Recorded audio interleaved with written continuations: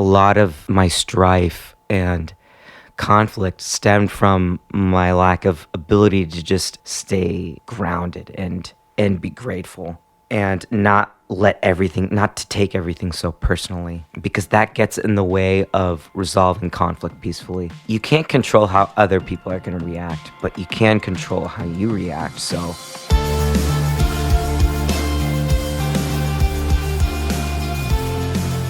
all right, hello everybody. Welcome to the What You Don't Hear podcast. This is a life podcast. It's a life story podcast. It's what I like to call an open journal dive into people's lives as I sit and I uncover the real story behind my guest's journey, finding out what makes them who they are, talking about all the ups, all the downs, all the thoughts and feelings in between as we uncover the parts of their story that we otherwise wouldn't get to hear. I am your host. My name is Ross Theisen. I'm a creative of many kinds, a maker of many things. And once upon a time, on that list of things I made many, many moons ago was music and a band back when I was in high school. That phase of time where being in a metalcore band was the coolest thing that lots of kids wanted to do. And during that, I took my very first, adult trip to Columbus, Ohio, where I now live. But at that time, I lived in a very small Ohio town. So taking a big trip up to Columbus, and we did that to record songs for that band. And that is where I met my guest this week. His name is Saud Ahmed. Saud is a musician. He's been the vocalist of a few different projects. Most listening to this would most likely know him from his bands, his projects, the Holy Guile and the Crimson Armada. But on that day, way back when, a kid who at that time, I guess, kind of wanted nothing more than to just look cool in a metal band, that is when I met Saud as he helped produce and record our songs at that point in time. And as years would go by, we stayed in contact. We would work together for a couple of his bands on and off. But now we bring things full circle here in this episode as we take kind of the first ever deep dive conversation. That we've never really done that ever in all those years. Again, we'd only ever kind of been together in a work environment outside of maybe just keeping up on social media. So it was fun to take a deep dive into this one, and we really do dig into a lot in this episode. A lot of stuff that I'll just say up front that I really appreciate Saud sharing and being so open and pretty vulnerable about. He shares a lot in this conversation. It is a very, very good chat. So let's check out some sponsors of the show. Let's shout them out. Let's pay some bills and support some people that support me. And then we'll dive into that conversation. First up, this episode is sponsored by Promo West Productions. Over the last 2 years, I've gotten to tell you about so many cool concerts that happen here in Columbus, Ohio. In this episode, it's happening again because I've got some more cool shows to tell you about. So if you live in or around Columbus, Ohio, and you're interested in catching a live show, getting that live music experience, then you may want to check out one of these upcoming concerts that are coming your way via Promo West. They've got iDress at Newport Music Hall on Saturday, May 18th. Pigeons playing ping pong at Kemba Live on Saturday, June 1st. Folks, I'm not sure if that is just a live event where you watch literal pigeons play ping pong or not, or if it's a band called that. But either way, it sounds interesting and you can catch it at Kemba Live. Again, that's Saturday, June 1st. Then we have Krung Bin coming to Kemba Live on Saturday, April 27th.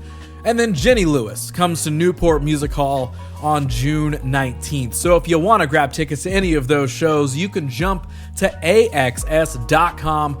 Or, as always, for more information on these or any other upcoming concerts, if you want to find out who's coming to town and when, you can get all that information you need over at promowestlive.com.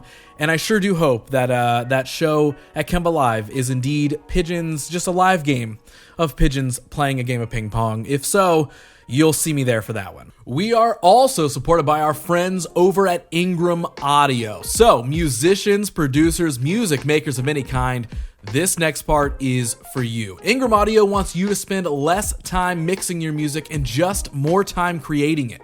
because Ingram Audio's goal is to create unique, user-friendly plugins for musicians and creatives of any skill level to make sure your process is just more simple and streamlined. It doesn't matter if you're a professional or a hobbyist just trying to write your next jam, Ingram Audio creates products to make the creative process run smoothly so that writing can be more fun and less stressful. They've got drum libraries, mix and master templates, and MIDI loop packs. They've got you covered in a handful of different ways that are all ready for you to plug and play at any time. So if you want more info on any of their products, if you want to check it all out for yourself, well, hop over to ingramaudio.co for all the information and purchase options that you need, or you can follow them at Ingram Audio Co. That's Ingram Audio Co. All right, big thanks to my sponsors for this episode. If you heard something interesting in there, of course, be sure to take a moment and go check them out. But now it's time to get to know somebody a whole lot better. Pull up a seat, buckle in, toss in those headphones, crank that volume. This is episode 109 of What You Don't Hear, and this is the story of Saud Ahmed. Dude, are you ready to do this? I'm super excited. Thank you so much again for inviting me on the podcast. Yeah, man. It's a chance to have a conversation and reconnect. You know, that was one of my New Year's resolutions in 2023. Okay. I wrote it down too. I was like, I want to reconnect with people that I've been neglecting to, maintain a connection with. And I think part of that was, the pandemic. Part of it was just like, life and growing up and of course. Stuff like that. So yeah.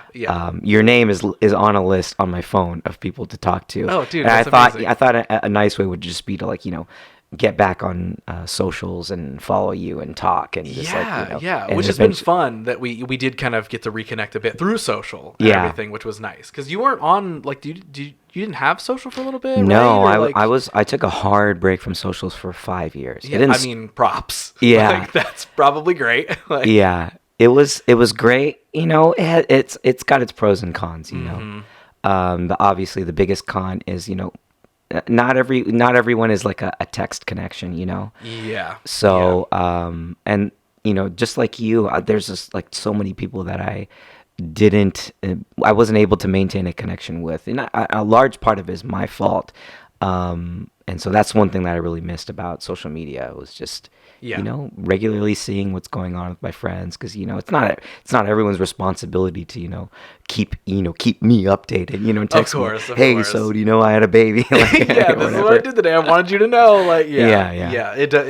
now we're all kind of programmed just to because I do think that makes you feel like you're maybe more in someone's life sometimes than maybe what you are, because you're like, oh, I saw what they did yesterday on their story, but maybe we haven't actually talked in 6 months. There's this weird balance to figure out of all right, we're connected with everybody every day, but that real connection of real conversations or actually hanging out, that does still take some real life effort of all right, let me send a text. Let's go get coffee. Let's, do whatever. Or in this case, let's podcast and share it with everybody else.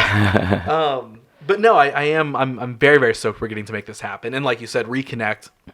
Because it has been, we were trying to determine this before we were recording, how many years since we last saw each other? 2013? Probably close to 10 years. Yeah, because it was the Holy Guile music video. The celebration, right? That's right. That Josh and I, and that was before or right in the midst of he and I even beginning to do music videos. So that was a long time ago. Mm-hmm. And we got to come do some behind the scenes on that video. And it doesn't seem like that really would have been the last time, but I feel like maybe other than randomly at a show or something of oh, hey dude, good to see you. But I kind of feel like that was. Yeah, I think other than that, the only thing I can think of is maybe a show at Double Happiness or something like that. Exactly. That was literally when I was saying that's what I was picturing in my brain. I was it was probably at that venue, most likely. What's also fun to me is whether we've stayed super connected or not, or you've been on social or not, or whatever, we've been friends for a very long time. Yeah, since we were teenagers. Yeah. So 20 years. A very long time. And I was thinking about that today, and I was we're going to talk about so many things. And because, yes, we've been friends, but I don't think we've ever sat down like this to talk. You know what I mean? Like, and yes, podcasting aside, like, Yeah. we've never really taken a deep dive, I think, into most things, especially because the last time, like we're saying, that we were around each other, that was like 2013. I don't think yes, I could have good conversations with people, but I wasn't like really looking for those types of, you know what I mean? I wasn't like, so let's sit down and I want to really get to know you. It was just, hey, we're around each other. We're doing cool things, hopefully. But yeah, I mean, we originally met, I'm pretty sure I was still in high school. Because with the band I was in at the time, we came up to record. That's right. With you and Kevin. Yeah. And like, wow. Yeah. In the dungeon. Yes. And like that I mean, that was when we met, and then that was when just, all right, friendship formed from there. And then it was like, all right, we're just kind of staying in contact from there. But I am excited to, again, reconnect and really kind of get to sit down and I feel like take a deep dive into all things Saud. And it's funny because we also, I feel like we did a tiny version of this probably around the same time that Holy Guile stuff was happening. Because if you remember, do you remember when Josh and I came to your apartment and we filmed a small interview with you? Do you remember that at all? I faintly remember that, yeah. Like, I remember at that point in time, and again, I know you said you have like a faint memory of it, but like I remember like that interview being really solid at that point in time because, and I'm sure we can... Oh, yes, I do remember. Yeah. I was super nervous. I was extremely nervous. Yeah. I don't know why. Yeah. But I remember now, like I sweated through my shirt. That's hilarious. And I remember afterwards, I was like, why was I so nervous to do that? Right. And I'm sure we'll probably dive into all this as we dig into like the timeline and your story and everything, Yeah. but I feel like that point in time, like what we interviewed you about was like the transition from like Crimson Armada into Holy Guile and kind of what those almost like battle for the art was kind of going like, of like how fans were receiving things and all this sort of stuff. Like, yeah, I have a little bit of memory of those kind of being the questions that we were talking about at that point in time. So now I'm excited to kind of really expand on any and all of that stuff. And I guess I kind of want to start with like, I feel like it's only appropriate from a catch-up standpoint of what have you been up to lately? Like, we'll start now and then we'll kind of can work our way backwards in the timeline. Sure. Because like what is going on in the world of Saud? Yeah. Oh my God, so much. This year has been, it's been such a whirlwind. So working backwards, I've got a new band called Ear to Ear with Chris Yates from Crimson Armada, and we just added Brandon McMaster, who is also in Crimson Armada, and 2 new guys. So we're making some music for fun. We're having a blast, just creating together and it's purely for fun and for nothing else. We really have no expectations beyond let's get together once a week, let's jam and just see where it goes, and enjoy ourselves. So it's fun and scary at the same time because now, we've put some stuff out and there are a lot of eyeballs on us and a lot of the expectations are coming in, and I'm trying to find, and like, I'm feeling that pressure again of like people's expectations of me and what I want. So it's a balancing act there. So that's one big thing that's going on. Other than that, I just bought a house. Oh, huge achievement for anyone around our age group. So yeah, and incredible. I wouldn't have been able to do that if I hadn't been saving up money for the past 5 years. And also a huge shout out to my family. My family has been a huge support, and one of the reasons why I took a step away from making music for so long was to kind of reconnect with my family, because through years of like grinding and trying to quote unquote make it, the relationships that suffered the most were my family, my mom, my dad, my sister. And that's directly due to our,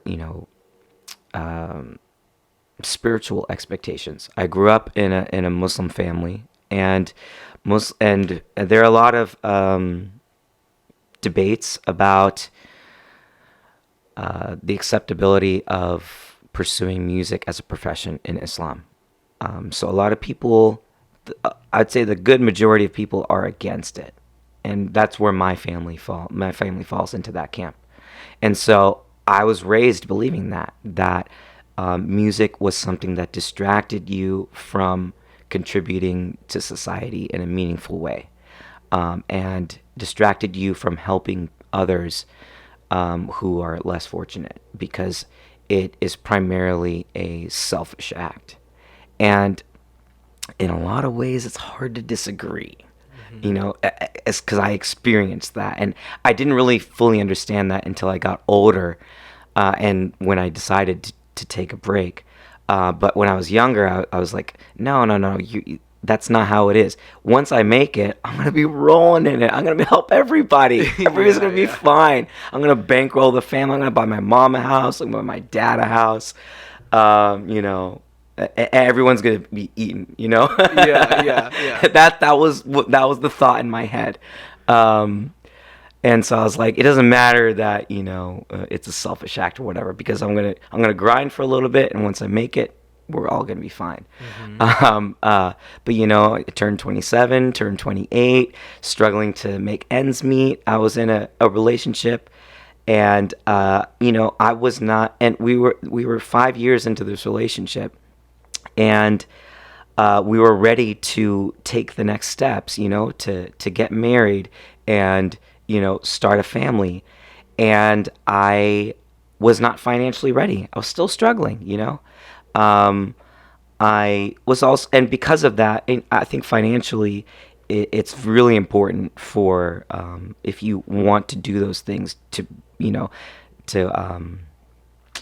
you gotta have money. Starting a family costs, like, it's not cheap, I mean, and that was kind of the catalyst for me taking a break from social media, from taking a break from music, for deciding to reconnect with my family. And I'll tell you something. This is the really sensitive thing. What really was like, okay, so you got to get it together, was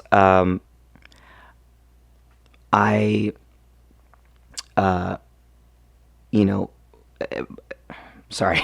You're good.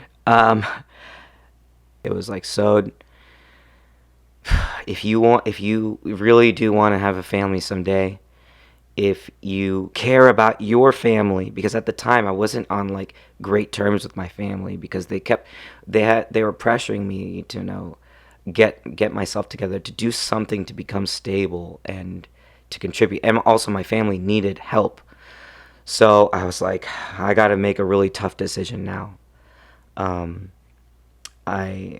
I'm going to take a break from making music. I'm going to open myself up to the idea that maybe there's something out there that I could be good at, that I might also enjoy as much as I make music. Or maybe not as much, but maybe enough that I don't hate my life. Yeah. So I did just that. I took a hard break from social media. I quit playing music. Inevitably, my now ex and I, we broke up, and I started looking around for what else I could do, and I landed up in software engineering.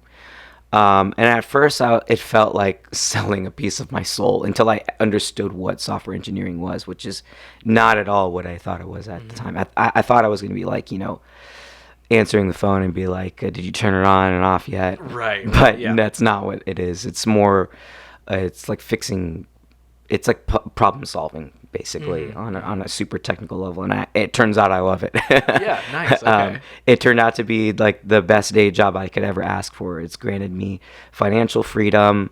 It's granted me time freedom, which is something not a lot of people have.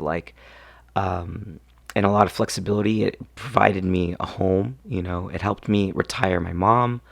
It enabled me to have the privilege of making music again, simply for art and passion, which is totally different from creating and grinding, because you have to do it, you have to make it, you have to deliver, you have to be something, Yeah, so I feel like I unpacked a shit ton of stuff there. No, well, first off, thank you for sharing all of those things. Yeah. I mean, let's talk about like that time frame a little bit more. Like what I would just maybe label as like the rebuilding of Saud during that time of like walk me through, like, was that like a handful of years that all of that stuff kind of happened? Was that like a, man, everything changed within 6 months and this is what was going on? Like, what's that time frame like for you? Yeah, so it happened really fast. So like around 6 years ago, around this time, I got off everything, social media. I stopped drinking, I stopped smoking. I got off, and I stopped playing music. Within like 6 months, I had started a coding boot camp. And then literally before I graduated, I got my first job, which only like, there was like 48 people that I graduated with, and I was one of like 2 or 3 people that graduated with the job. So it was like a huge sign for me that this is the right path. Okay. You found something that you enjoy staying up to do and learning, and something new to like dump yourself into. And then within and so I'm actually still at that same job. So I've been at that job for 5 years, which is crazy because I have a really hard time, I get bored super easily, but software engineering is one of those things that it's constantly changing, it's constantly evolving, and it's just always fresh. Yeah. So, so within a year of stopping everything, I went from being like super broke and living paycheck to paycheck to having a clear vision of, oh wow, in a year I can retire my mom. I can give her that time back to like, so she can stop having to grind, and because she's almost 70. I wanted to give back to my family after not being able to contribute for so long. Mm-hmm. And there's a huge pressure in our culture to stay tightly knit with your family and contribute. Like the dudes in my culture, in the Bengali culture that I grew up with, they're all like doctors, lawyers, engineers. They are making lots of money, and buying their parents' houses and stuff like that. So that I was also feeling that pressure to like be something for my parents that my parents could be proud of, that I also would not hate myself for. Mm-hmm. Yeah. How long, like, for how, like, because you mentioned earlier that like for a little bit of time didn't have the best, most tight-knit relationship with family. Yeah. Because we were like deep into pursuing music and all that sort of stuff.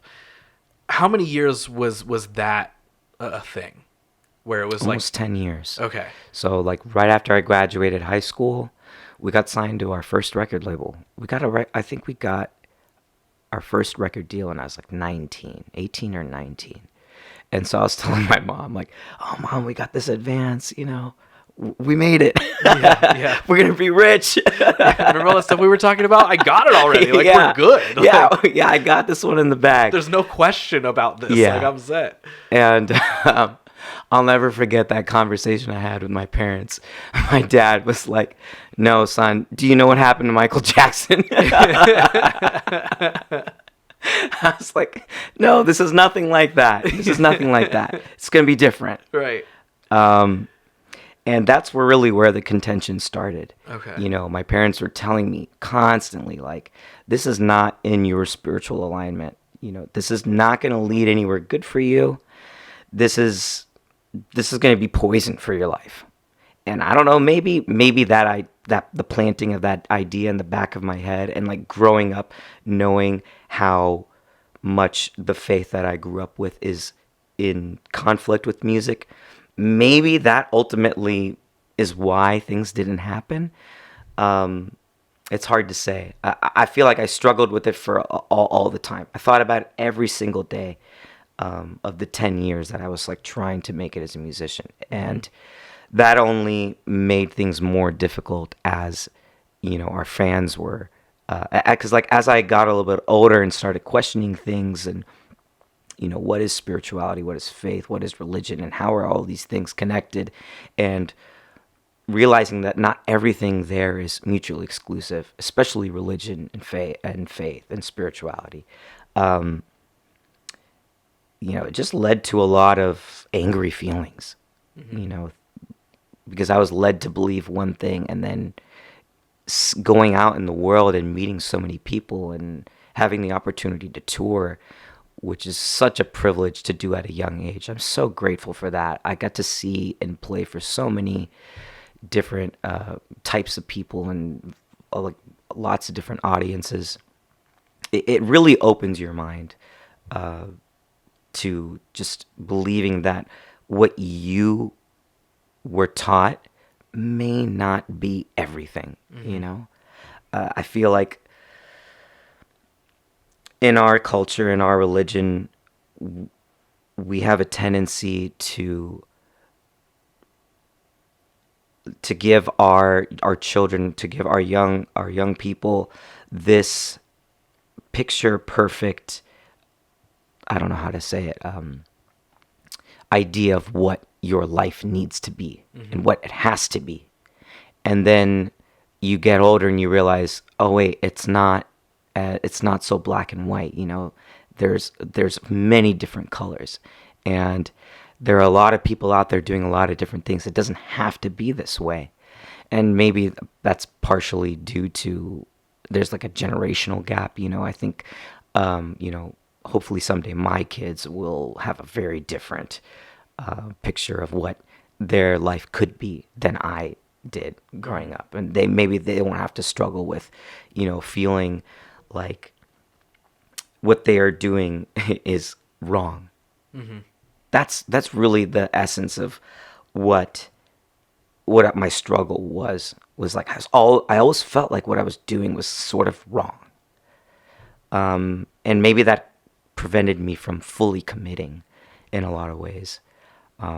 Something I still struggle with sometimes, trying to getting back into music. Those feelings are creeping back up again. Like, man, and like my family knows that I'm like doing music and that I'm doing it for fun now, and they don't support it. Okay. Yeah, they're not happy about it. But I'm like, I'm not trying to I'm not trying to go on tour. I'm just trying to have fun and create art and express things that I think are important to me, and things that have been important to me, and just tell my story a little bit. Yeah, so those feelings of that spiritual conflict is still there. Mm-hmm. It's planted so deep because I've been told that since I was a kid, a kid, mm-hmm. 4 or 5 years old, going to Sunday school. These are the ideas that they plant in you. And those are so deeply embedded, they're really hard to shake. I tried to completely divorce myself from that. And in the process, my family for almost 10 years. And it did a lot of damage. It did a lot of damage to them. It did a lot of damage to me. And it's taken that time off to kind of heal those things and come back and reconnect. Yeah. During that time frame that we were talking about of that kind of rebuilding phase where you're getting into, the you said software engineering, mm-hmm. Coding, stuff like that. Yeah. When you're getting into that and we're leaving music behind and we're trying to kind of make a new version of ourselves, what's your state of mind in that? Is it, wow, I feel like I'm losing so much and I'm getting rid of so many things, or did it feel more like a fresh start in a way where it's man, so much of this lost feeling and this chaos and these difficult things that have popped up in my life, now maybe I've got a clean slate and I've got a chance to kind of start something new. Were you on one side or the other, or was it just kind of somewhere in the middle where it was I was just kind of just going and seeing what would work? I initially did not intend to be off social media for so long. I told myself 6 months. I set a reminder in my phone, 6 months from now, I'm gonna get back on. I'm gonna try and reconnect. But things were just going so well. And every part of my life was improving, like really fast. Like I was, my family and we just like almost instantly picked up where we left off. It felt really good. It just felt like this is what I was supposed to be doing. My physical health improved a ton. I was supposed to have like an expensive like dental procedure. And part of the process for Muslims when we pray is like we wash our mouth out 3 times before we pray, 5 times a day. So my oral hygiene was improving so like at a rapid rate. They told me I was going to have this procedure in like a month. And in that time frame of the month, they're like, yeah, you don't have to have this anymore. And that's the first time I've told that to anybody in 10 years. This is not a common occurrence. Like, this is a clear sign you're doing something right. Yeah. And so to me, I was like, oh snap, I'm saving all this money, like my hygiene, my health, like this is what I'm supposed to be doing. This feels right. So I was just like, let's just keep it going. Let's stay off social media. Let's keep doing this. Let's stay on this path and just see where it goes. Psst. Hey, you looking for a place to live? You want to live in the Arts District of Columbus? Well, that's River and Rich in Franklinton. They've got 1-bed, 2-bed, and townhouse-style homes ready for you right now. And guess what? They rule. So go to riverandrichcolumbus.com for more information and schedule a tour anytime. Now, rewinding a bit, mentioning the religious, contention with, music and all that sort of stuff. I mean, how do you get introduced or even interested in music then? Like when does that pop up? When does that become a thing? Yeah. That even becomes a passion that you are like, no, I do want to kind of go against the grain a little bit, and I want to try this. Like how do you even get introduced in a way that it solidifies itself with you as a passion? Yeah, so about 4 or 5 years, so about this time last year, early 2023. So in that time that I was, off social, I wasn't even like really listening to music that much. But literally I just woke up one day and was thinking about how much I missed it. And I just got on YouTube. I got on YouTube and was, just like catching up and seeing what people out in heavy music were doing.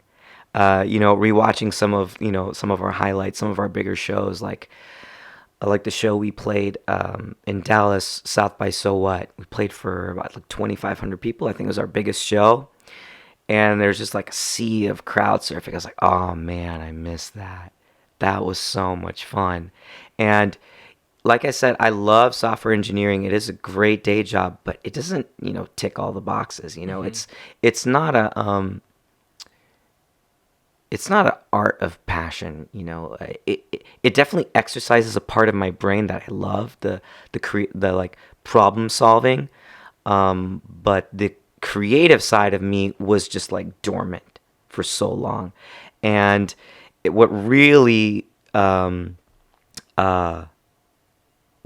was the catalyst to, oh man, I gotta start making music again, it was my good friend Curran, who's been a friend for a long time and recorded with me a ton. He's in my new band with me, Ear to Ear.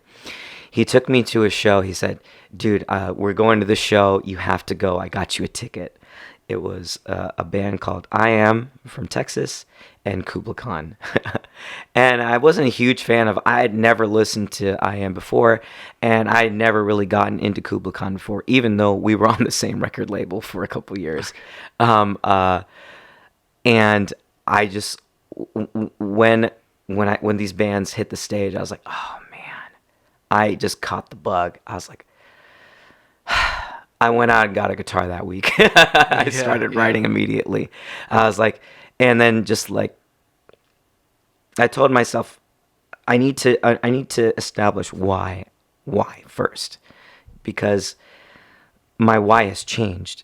Before my why was, I need to be a career musician. I need to make something of myself. I need to, put myself on the map. And a lot of that was ego.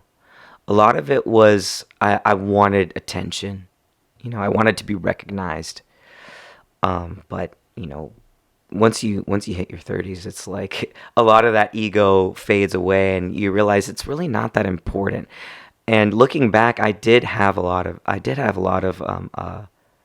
fans, a lot of attention, and I still do have a pretty sizable following. I was really shocked at how many people, remembered me. I wasn't expecting that. I was going into making music again with the expectation that we were just going to be like a local band, and but all kinds of people have been hitting me up. We have a ton of sick features coming up on our tracks, and the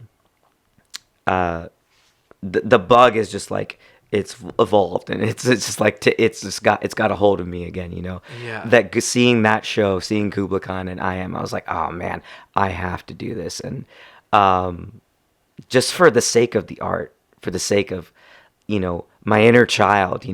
I got into music originally when I was like 13 or 14 because I loved doing it. It was fun. Time just disappears when you enter the creative flow, and for me, music is like the only thing that has ever done that. So I was like, I have to do it. Yeah. Now take me back to your first introduction to when that passion is even built. Was it 13 or 14 when that original? So how does that come about in a religion or a household where the beliefs do not align with music or entering music or anything like that? Like how are you introduced to it in such a way where you're like, oh, I think this is my thing? Like, how does that even start back then? Yeah, so I originally got into the first bands that I liked were like punk rock and like pop punk, like Blink-182, Sum 41, Fall Out Boy. And in a religious household, it was very much a secret. I was not able to share that excitement with my parents.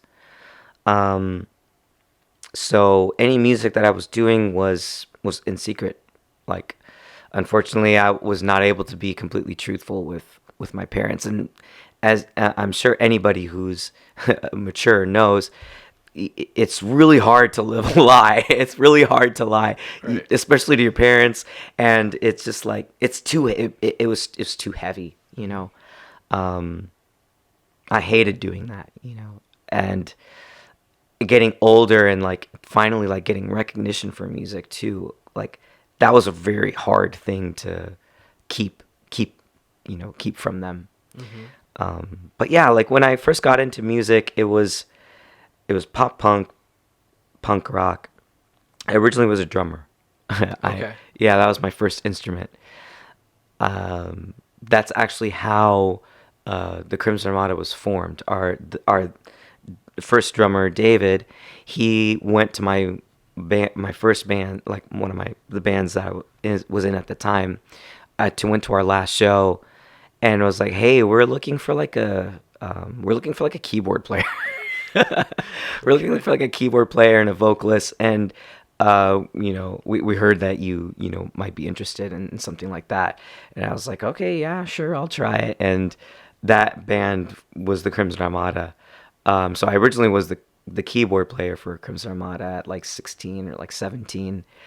And then we had two vocalists at the time, and over time, eventually I became the primary vocalist. We just, grinded through playing local shows, and I had to lie to my parents every time to go out to a show. And while we had two vocalists, there was actually a show where I couldn't go. I couldn't make it. Okay. Because I was in trouble or something, or maybe we had like a conflicting event and I had to attend. And so yeah, there was actually there was a show that I didn't go. So were there just anytime a show popped up, was it like, hey, Mom and Dad, I'm going to so-and-so's house to hang out? Like, and then it was, and then you just go play a show the whole night? Is that what the process was? That's literally what it was. Okay. I was like, I'm going to my buddy's house to hang out. I'll be back at this time. Yeah. Yeah. So when did, like, I guess maybe how long did that process last? Like was there a trajectory of like, all right, now there's this Crimson Armada thing. Now we're really starting to play a lot more shows, or we're getting a tour offer to go out for a weekend or 4 days. Yeah. Like, how does that, because again, yeah, when you're a kid, you can just kind of be like, oh, I'm going to go to so-and-so's house. I'm going to spend the night there or whatever. But as that goes on, I don't know unless I'm wrong, like, was it like, I'm going to so-and-so's house for a week and that's where I'll be? Like, yeah. So once we were starting to talk to a label, I actually waited till we got the deal. Okay. And then I told my parents, I was like, and then I showed them the advance, I showed them the contract, and I was like, I'm doing this. I'm so sorry. Like, I'm gonna do it. And this is really crazy. I just remembered my parents actually forced me to go to college. Okay. They literally dropped me off at college at like in Missouri. They put me in a and I mean, like, I didn't like kick and scream and like say no. I just like kind of folded, I did not want to do it at all. And I think in their mind they're like, oh no, you'll grow into it, it'll be fine. We hadn't started touring yet, but we did. I think we had recorded at this point, but we weren't heavily touring. Mm-hmm. So I think that's maybe why I was, okay with this. And the band, and then ultimately, like, I didn't last very long. I think it was like maybe a month. I dropped out. The band came and rescued me. They drove out and came and got me. And I don't think I actually told them. I just told the band. Told the band. Yeah. Okay. Yeah, I was just like, it was such a mess, dude. You told the band, you were like, I'm going to my friend's house to spend the night. And then you were like, actually, I'm in college. I honestly, it was like so many lies that I can't even keep them straight at this point. Yeah. It was so hard to like manage all this and put on so many different masks and faces, and it just was too heavy for me to hold. So yeah, the band came and got me and came back to Columbus. And yeah, that's where like the major conflict with my family started, because I wasn't living with them anymore, because it's like, I can't do this. Mm-hmm. I can't be one person in front of you and then leave the house and be somebody else. It's just not. It's not practical for a human being, mm-hmm. To live in so many different alignments. Yeah. It's too great a weight to hold. So was it just, did the band stuff then become active enough where it was just sort of to kind of break that pressure of wearing the figurative different masks and being different versions of yourself? Like, did the band stuff just, it was then priority, and it was like, all right, now we're going to tour and we're signed to this label, and now I'm going to make a career of this? Like, was that the thing where it was just like, this is where this is the version of me now, and maybe I have to leave some stuff behind for it, but this is what I'm going to do? Was it just all band from there? Yeah. Like, when I never had like a hard conversation with my family. I just, anytime we approached that hard conversation, somebody hung up. Mm-hmm. And a lot of the times it was me. A lot of the times I was like, I can't do this. Mm-hmm. Like, I don't care if it's not what you want. I can't do it, Yeah. So yeah, there was very long periods of time where I just didn't talk to my family, which sucked. Would it just be like every handful of months check-in, sort of like like check-in thing? My mom would stop checking in, I would maybe talk to my sister every couple weeks. It was very superficial, very light, nothing deep. I could never share anything deep. Same with my dad. I could never share anything like truly important. Mm-hmm. Everything was very superficial. So yeah, that sucked. So how much, because we're we've got this, these certain religious beliefs that we're growing up with, and then we are changing our trajectory into going full into music. But then, and there's so many different ways to genreify this and label it that I might get it wrong, but like, Crimson Armada was for a while like a religious toned band. Like what was it? What's the proper like label? Yeah, we never labeled it specifically. Okay. Because I was not a Christian. Right. Yeah, right. But there were no Muslim metal bands, so it's so we just we labeled ourselves as like a like a spiritually inspired metal band. Okay. We had a positive metal, Mm-hmm. And that upbringing. I mean, it was hard not to infuse what I was writing about without it. Yeah. So that was like the early Crimson Armada days. Yeah. And explains a lot of the lyrical content there. Right. Now, I might be jumping too far ahead, so if there's things in this where you're like, dude, we can't skip over this, like 100% tell me. Okay. But at some point in the career of Crimson Armada, that changes, right? Like, yes. I remember there being a time frame, like I was talking about earlier, when we did the small interview with you years ago. Yeah. I remember you touching on this a little bit. But at some point, you take Crimson Armada with this, the spiritual undertone, and that was kind of dropped, maybe a harsh word, but kind of put to the side, or you tried to kind of shed that a little bit, right? Like, can you walk me through why that transition was made? What was going on during that time? Like, carry me back to that. So this is going to be pretty hard for anybody that's younger to understand, but at that time in the early 2010s, there was a very harsh expectation of, if you write anything in the vicinity about God in your music, you're held to these very critical expectations. And I did not like that. It didn't jive with me that people were putting all this like pressure on me to adhere to these rules that I did not want to follow. I didn't identify with. And that's really, and I got some really harsh messages back in the day. And I took everything super hard. I took everything super personally. I did not have the ability to realize that, there were a lot of people that were against, and coming at me, but there were way more people backing me. Hate is so loud. Yeah. Hate is way louder than the support was. And so to me, as a super ego-filled 20-year-old, I was like, I'm not putting up with this. And then we, decided to, we had some member changes. We decided to change genres. We got even more hate. And again, the hate was much louder than the support. The band was doing fine, actually, and I didn't realize it. I couldn't see that.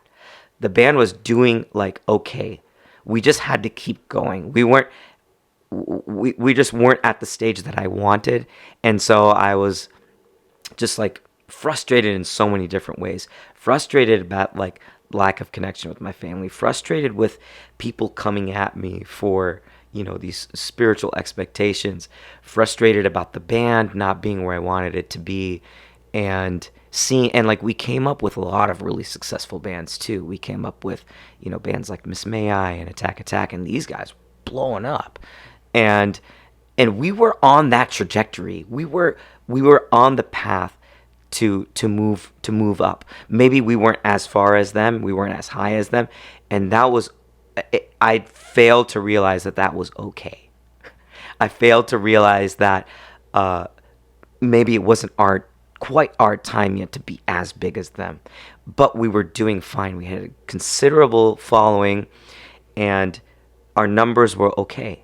But all of these things combined with my ego and my sense of entitlement, I felt like because my friends were flourishing and and doing extremely well, I was like, I deserve that. My sense of entitlement was out of control. I was, and in turn, I turned into a pretty nasty person. And that's really why we had so many member changes. It's because I was like, if you aren't in line with what I want, I'll find somebody else. And I failed to realize how important relationships are when you are creating something as important as art. I didn't give those things the attention and the value that they deserved. Yeah. Do you feel like a lot of this during that time frame, I mean, hate or a dislike of any level from anybody about something you're doing is hard to take no matter what. Mm-hmm. But do you feel like there was like extra defense mechanisms built into you because you were pursuing a thing that was already in defiance and breaking from your family? Yeah. There was this first initial layer of even getting started into the world of music. You already had to defy something major in a relationship with your family, and all of that. So you're already kind of like, no, I want to do my own thing. And then when you're finally doing that thing that you did have so much passion and care for, and like, this is the thing for me, I'm breaking out of my mold and I'm doing my thing. And then you're receiving hate or pushback in that world. As an outsider hearing the story, I feel like the load of that pressure and that pushback or whatever you want to call it, I feel like would feel 10 times heavier due to that. Does that make sense? Like, because it was literally just layering on top of each other, kind of all on your shoulders. You had this one layer of, I had to break off from my family to go do this thing called music. And then, wow, I'm getting to do this thing called music. And yes, I've got ego about it and all this sort of stuff. But also, now I'm getting hated on for doing the thing that I loved. So what the hell? Like, did you feel like, was that? That's very much what it was. Okay. Also, something really important to remember at the time was I was like really separated from my gratitude. Okay. I was not fully like, if I was like fully grateful for what I had at that time, all these things would have just rolled off my back. I would have realized that these people they're not supporting me. That's fine. For every, I want to say for like every, I don't know, like 10 to 20 people that didn't get it, there were at least like 50 people that did. Like, there were more supporters than there were not. Mm-hmm. But yeah, just like I because I wasn't grateful, I wasn't equipped to handle it properly. That's probably my biggest takeaway from the Crimson Armada experience was, and if I could tell myself one thing going back, is really be grateful for what you have, because that is the key to unlocking more and keeping what you have. Mm-hmm. Yeah, and consequently, like, being grateful now has only brought me more things and brought me more joy and helped me enjoy what I have more without letting, because I mean, we have been getting criticism on new ear-to-ear stuff, but now it's like, that's fine, I don't have to win you over. Yeah. So what led to the end of the Crimson Armada? What led to the end of the Crimson Armada was, so I had this side project at the time called the Holy Guile, which was an outlet for my frustration, just all my frustration, a lot of my spiritual frustration, and what I sensed was a lot of hypocrisy in the like spiritual metal community, or whatever you want to call it. It was, so that was just a side project at the time, and one of the things I was frustrated with was money.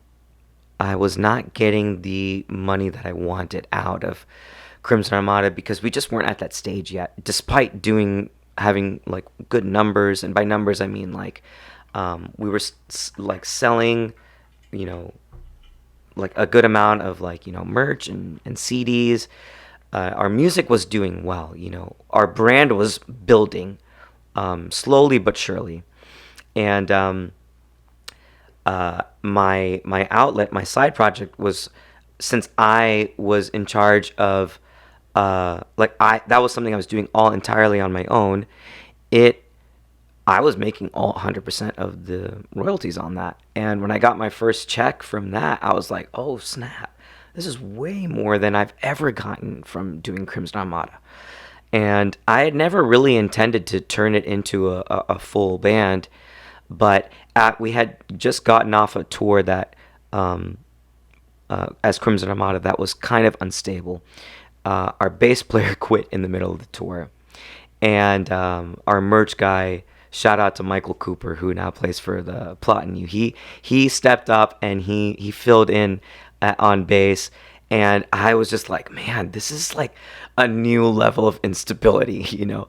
After we got home from that tour, which was a really great tour, we did really well again. Like, all the shows were super fun, super packed, and it was a great opportunity and a great privilege to play. And I met a ton of people, and just looking back, I'm super grateful for that opportunity. But we didn't have a lot of opportunities rolling in, and I was kind of like lost on what to do next in the midst of, you know, transitioning in, like, you know, getting older and thinking about what I really want. And seeing the money roll in from the side project, it was a huge vote for go try and do this independent. And I thought maybe I had enough connections at that time and a big enough following to do so. And honestly, I didn't ever truly make that decision. Our drummer at the time just posted on our Facebook. It was like, we're done, we're doing this. And I didn't say no. Yeah, okay. Like it was an out a little bit, maybe. Yeah, like, I was hey, just you know like, what? I was like, I don't know, maybe this is for the best. I just kind of went with it. I never deliberately said yes or no. I just, okay, this is it now. Yeah. Yeah.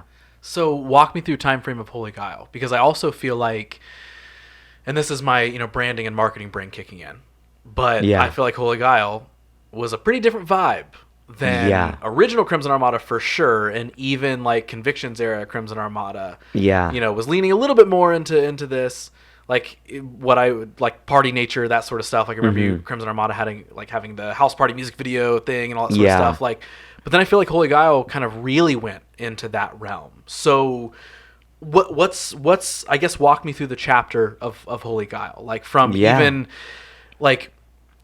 Was that the intention to kind of like take that leap in that direction? Was it just like, it's naturally kind of just where I felt like I was at that point in time? Like, tell me about that time frame. Yeah, so you brought up Crimson Armada music video. We got so much pushback for that, even though it was so much fun. Yeah. And that's kind of where that started. And like you can draw a direct line from that video to the first Holy Guile EP. And from the success of the EP, announcing that it's going to be a full band, and knowing how much like the support was just pouring out for the Holy Guile, and the fan base was very divided there. And something important to note was we were giving people the sound of the first Crimson Armada album that they wanted, and and honestly, it wasn't really what I wanted to do, but I was just like, this is working, and I can do this, and I'm good at it. So I guess I'll just keep riding this train. And from the EP, you know, I started, you know, putting together the first album, and the subject matter was more or less, I'm going to do whatever I want. I don't care, you know, who it offends. And in fact, I thought I should try and offend more people if I can. Okay. Because I was going for shock value, going for shock factor, not thinking at all about, you know, what kind of repercussions this is going to have for my family.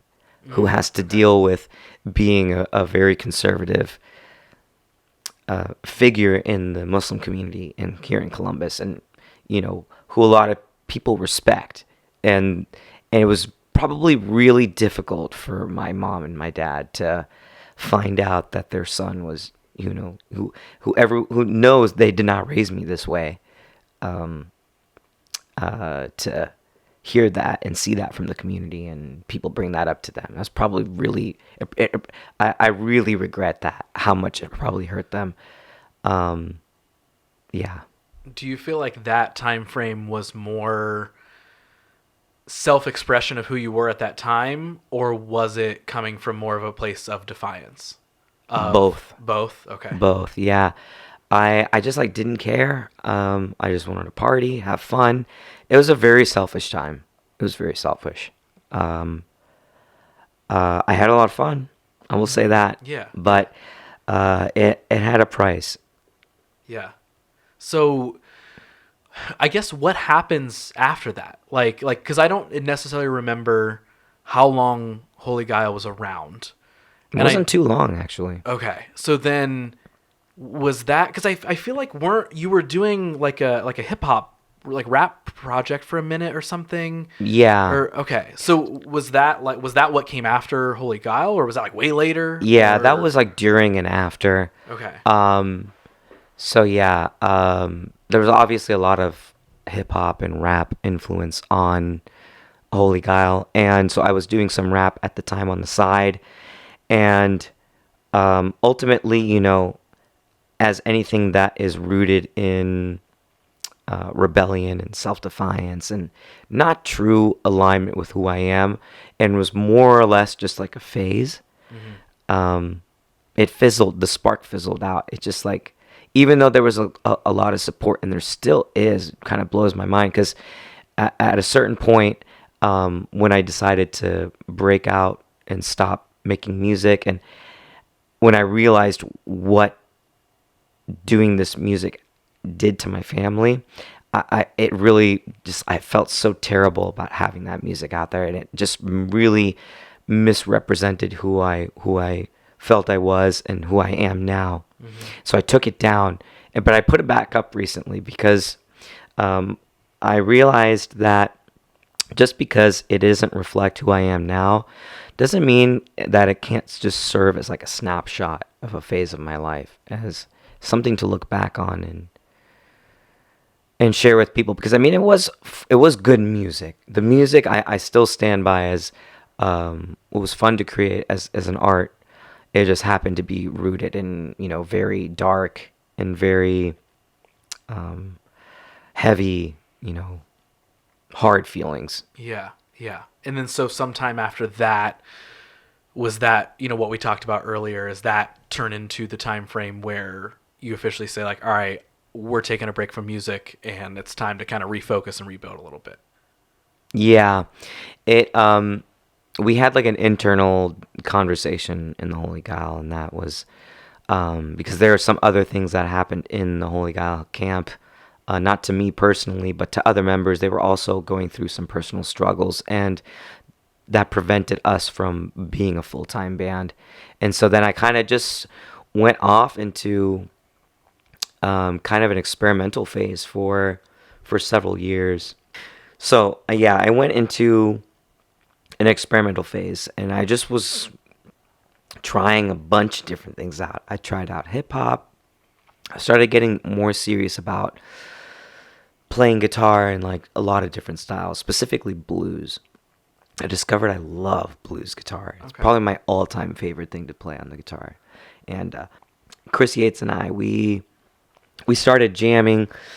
We started just like playing some shows for fun. It didn't really amount to anything. And that's leading up to the time frame of what I talked about earlier. And I was just like, oh man, I felt like all the walls came crashing down then. And I was like, it's now or never. You got to do something. Because all these projects didn't pan out. I didn't feel compelled to do any metal at that time. I was completely over it. I was like, it's not who I am anymore. And yeah, I had to make a change. Now, and you kind of said this earlier, but like, especially when you look back at all the music, all those different chapters and all that sort of stuff, like, are you able to now, and again, I feel like you kind of already said this, but like, do you feel like you can look at those time frames with gratitude now, of like, even though they Absolutely. were, you know, weird or difficult phases or whatever, like you can look at them and be like, well, I got to experience them though. Yeah, absolutely. I'm so grateful. Who else can say they got a record label when they were 19 years old? Mm-hmm. Who else can say they got to, play in front of a couple thousand people to a sea of crowd surfers? Who else can say they got to play with Lamb of God? Who else can say they got to play with Suicide Silence when Mitch Lucker was in the band? Yeah, I'm so grateful for it. Mm-hmm. And you feel like now coming into the new band, like you do feel like you've does this probably, and I'm going to ask this question more for like the conversation because I feel like I know the answer, but like, Okay. do you feel like this is the first time you're like approaching music without some heavy pressure on you from somewhere else of like having to make it a successful career to prove to, to try and prove to parents or something like, no, look, this is a thing. It's not what you think it is. I'm changing it. Or, you're approaching music to make it for fun and there isn't the worry of, oh man, will this fan base really, really love this and accept it and they're not going to hate it? Like, do you feel like you're making music for the first time without either a defiance or a reliance on someone else's acceptance in some way? Mm-hmm. Like, does it feel like you're making music in a different way for the first time? Absolutely. It's been such a beautiful and rewarding experience to create simply for the sake of creating. Mm-hmm. And something I've had like a huge mind shift around making music and making art again. In that creating art is a gift. It's a privilege. Not everyone gets to do it. For a long time, I couldn't do it. I just couldn't get myself to do it. And to exercise that gift is a blessing from God. It's a blessing from the universe. Like everything, all my ancestors, generations of people existed so that I could be here now. And to not use this gift would be such a waste, such a shame. And to do it freely without any expectation of receiving anything, without the expectation of fulfilling anyone else's desire, that's it. That's the most beautiful gift I could ever ask for. And I feel like I'm doing a complete disservice to, my future kids and anybody else that, may relate to me in my situation. I hope that nobody relates to this. I would not wish it on anybody. But just the exercising of that gift it's so fulfilling. It's so different from grinding and trying to create for other people. Mm-hmm. We talked about, the battle with ego for a while. And, you kind of identified, you were like, yeah, I was an egotistical person and all this sort of stuff. Yeah. Now sitting here with the ability of hindsight, maturity, and also gratitude and everything. If I were to ask you, do you feel like anybody has any misconceptions of Saud Ahmed? What would you say? Maybe. Probably some people do. I still get messages from people and they're surprised that I reply back. They thought that, maybe I was, achieved such a grand status that I would not feel that I would feel like I'm better than replying to people. I reply to every message or as that I can, Maybe someday, who knows, I won't be able to do that. But right now, the fact that people reach out to me to connect, that's such a blessing that I took for granted in the past. People used to reach out to me all the time and say how my music, or my lyrics or my example had an impact on them. And I totally took it for granted and didn't realize that this is very significant. I'm in a very unique position that not everyone gets to be in. And so, yeah, I would say the answer to that question is yes. People probably still have some misconceptions about me. And that's okay. I can live with that. I have to. Yeah, yeah. If, left field question here. If future Saud popped up right now and he was going to share something with you, oh, okay. What are you really hoping that he's telling you? You're killing it, dude. You're doing everything right. Continue to be grateful. Be good to your family. You know, hopefully someday, you know, you are, or no, he's telling me this right now, right? Mm-hmm. Yeah, you're about to meet the most beautiful girl. You're going to start a wonderful family. You're going to create the most incredible art that you've ever created. Stuff that is going to blow your mind that you never expected you would ever be able to do. And you're going to touch so many lives and leave an amazing impact on this planet.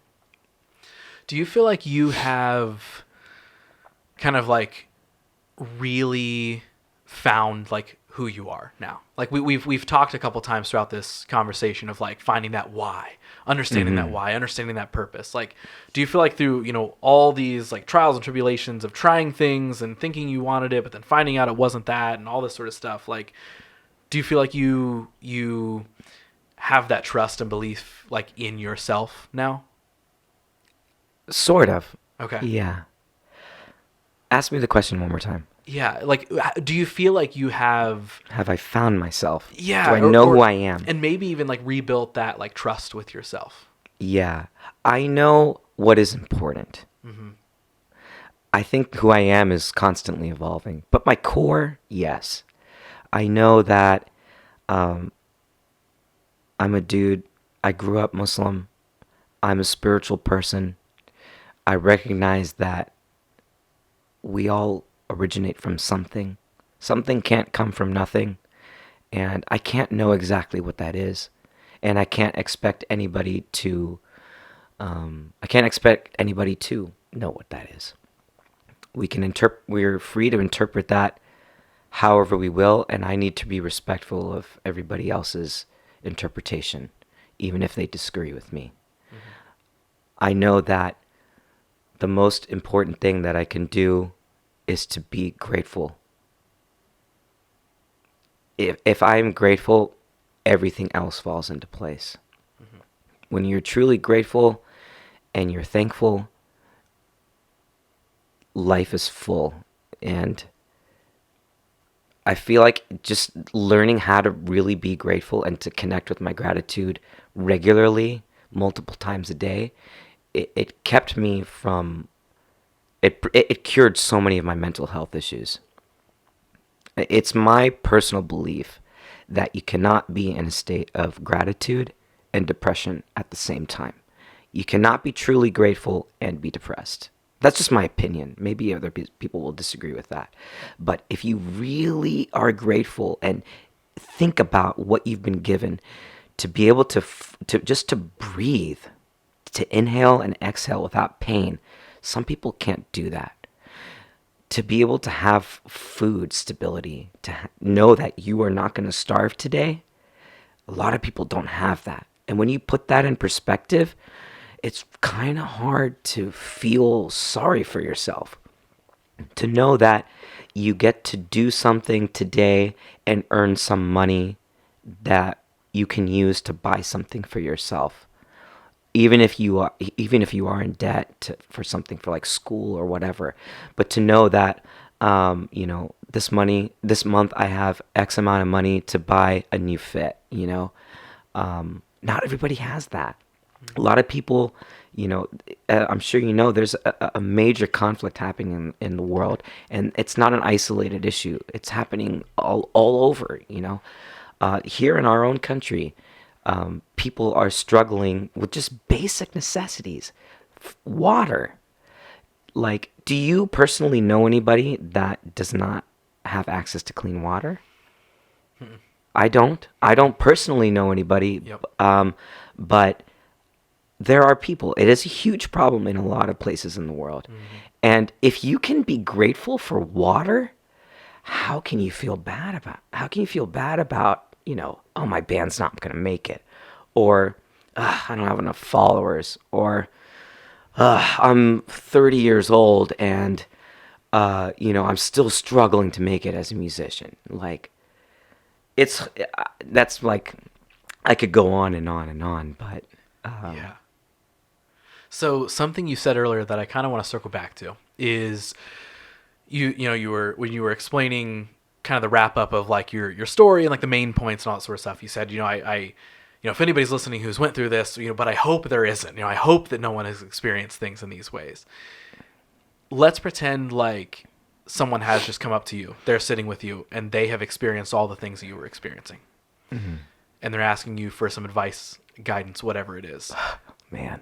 What are you telling that person let's say that person is in the same shoes that you were in. They're experiencing the same style of things that you were experiencing. Gosh. What is it you would tell that person? I would just give them the biggest hug and just say, hang in there. The advice I would give would be, stay calm, stay grateful. And I think a lot of my strife and conflict stemmed from my lack of ability to just stay grounded and be grateful, and not to take everything so personally, because that gets in the way of resolving conflict peacefully, because you can't control how other people are going to react, but you can control how you react. So if you can just stay calm and cool, things will eventually work themselves out. If you can, keep your head on straight, remain grateful, and be respectful. Do you feel like that answer would be very similar? Like if I asked you the question, what do you personally feel like the biggest lesson you've learned from maybe some of the biggest hardships you've experienced? What is that lesson that you feel like you've learned from your story? Oh, wow. Yeah, it all circles back to gratitude. And that being ungrateful will poison your life in so many different ways. And being grateful will cure all of it. Is there any major things that we haven't talked about? Like, I know you and I have so much catching up to do in general that we could talk about a ton of stuff. Yeah. But when it comes to you and your story, like, are there any big points that we're missing? Any big chapters that you feel like we skipped over? That was pretty comprehensive. I've never talked about it in this much depth before. Yeah. Music, my personal relationship.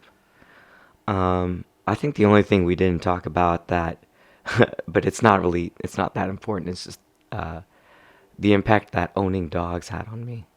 Okay. Yeah. Well, tell me about that. Yeah. So in my first relationship, in my only major relationship I've had, we had 2 dogs, and that kind of like, I had never really interacted with such pure souls, before, and it kind of showed me how ugly I was in a lot of ways. How so? Because I didn't really like to share that much. But when I had dogs, I realized like what joy they got from getting just a scrap, and just they also showed me that like that's I think where I've had my first real like gratitude lesson was from my dog, which sounds so silly, but I love that.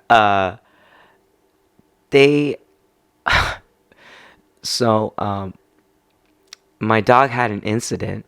He ruined the carpet. I got mad. I got so mad, and I smacked him on the side. I smacked him a little too hard, and I felt bad about it.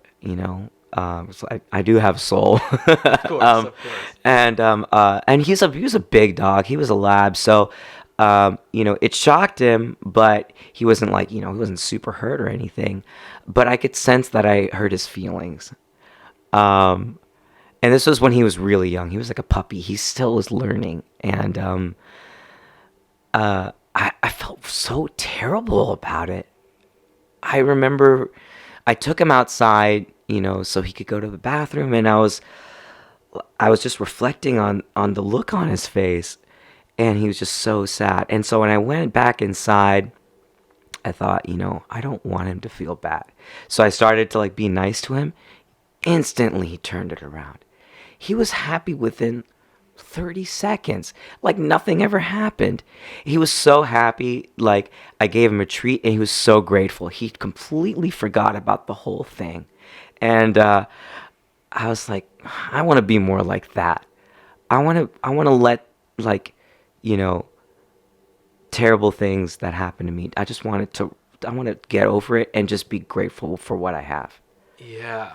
And that was one of my first gratitude lessons. I was maybe 23 or 24 years old. That's so fun though. I love that it came from a dog. That's so good. Yeah. That's so good.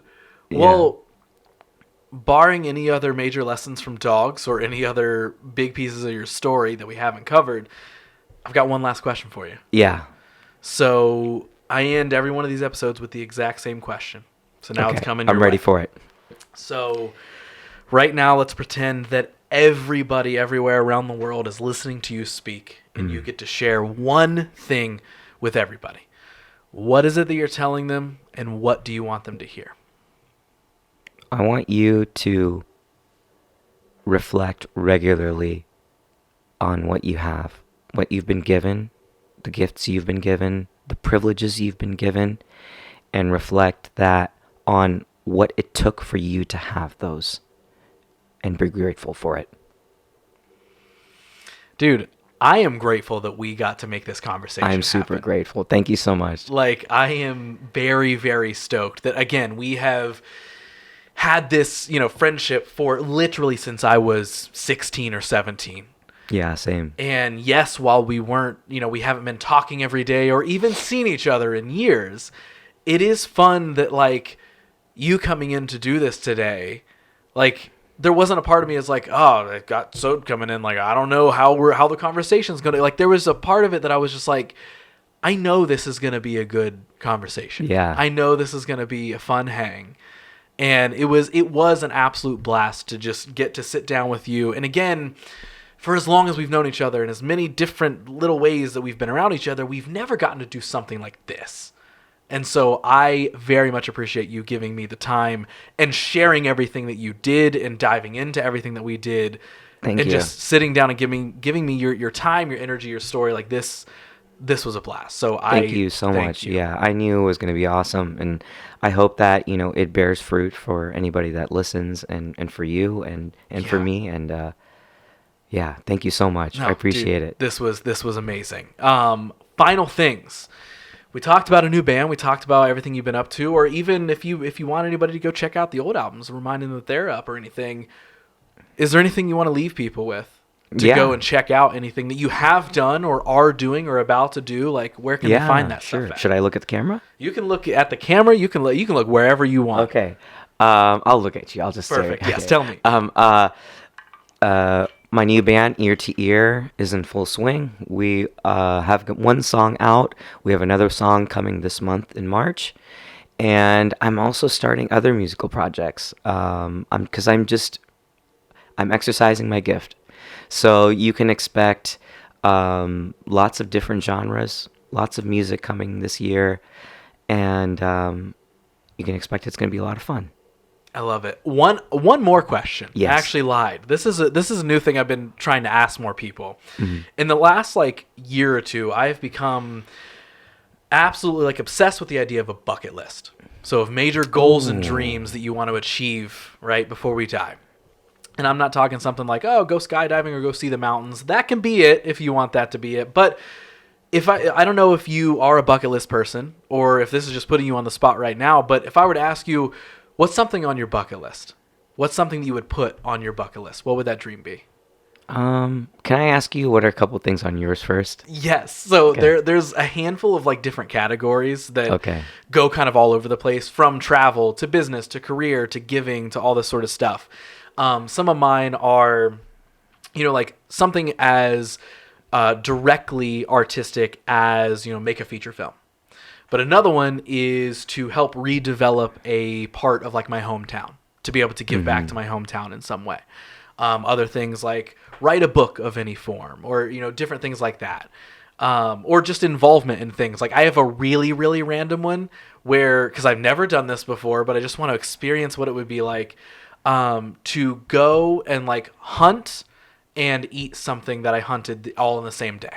Oh, okay. Like, I have no desire to be a hunter whatsoever, Yeah. but something about that experience, I just want to check that off the list. So it ranges from things like that to also silly things like to actually go ghost hunting for real for one time, and that's all I wanted to experience it Okay. for.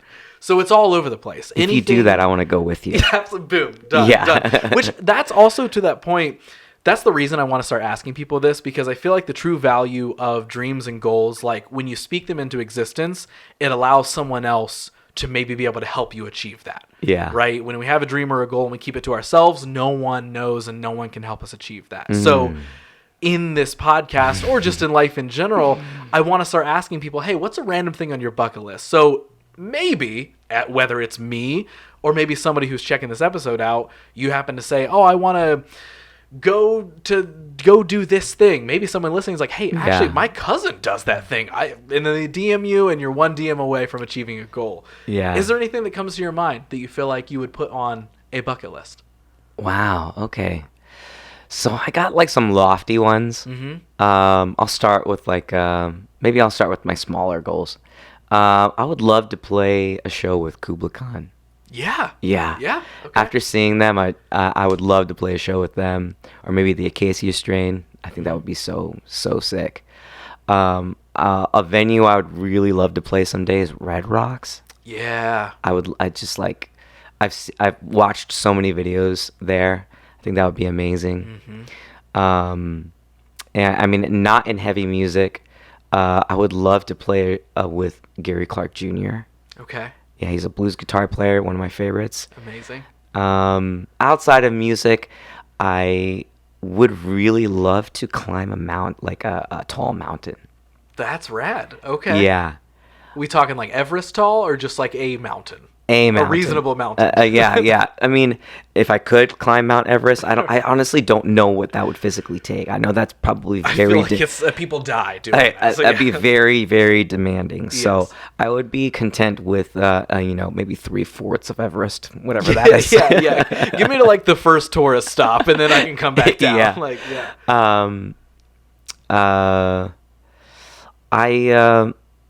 I would love like something I plan on doing. This is on my bucket list, and I plan on doing this before I die. I want to build a community center for like an arts center, or maybe just like contribute to one that maybe like and needs help. Because I would something I recognize in my communities is that there are not a lot of Muslims in art. That goes back to the conversation about the issue with spiritual conflict. But I would love to create a space where kids like me, 14-year-old me, could go and their parents would be okay with it. And yeah, that's like a big one on my list that I want to do. And I plan on doing before I die. Man, I see. That's why I asked that question, because like all those things you just listed, from like simple things like playing a show with this band to creating community center like that has an impact. Like, I love hearing people talk about those types of dreams and goals. So we've now put it out in the universe. Everybody who just listened to this is now aware that you want to try those things. So maybe somebody hits you up and is like, hey, I'm going to book you on this show. Or they're going to be like, hey, I'm going to Everest next month. Want to join me? And then if That you would be do wild. go, I need a selfie of you on whatever mountain you do end up climbing. I need to see it. Okay, I need absolutely. it sent to me, and you're like, dude, I did it. I went a quarter of the way up Everest, and then we went back down. But you know what? We're there. Yeah. Dude, this was a blast, man. For Yeah, real. Thank thank you you so so much. much. Already said it, but like, this was so much fun to get to sit down and chat, have this type of conversation with you. An absolute blast, man. An absolute blast. Thank you so much, dude. Thank you for having me. Dude, we did it. We did did it. it, man. We made a podcast. We made a podcast. All right.